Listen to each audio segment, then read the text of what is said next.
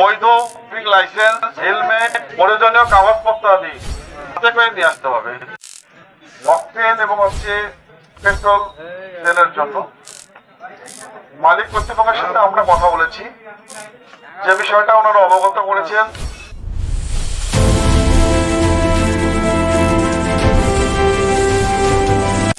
যে তেল আসতে মোটামুটি আরো অনেক সময় লাগবে, যথাসম্ভব রাতের মধ্যে পৌঁছাবে। সেক্ষেত্রে তেল আপনারা অবশ্যই পাবেন।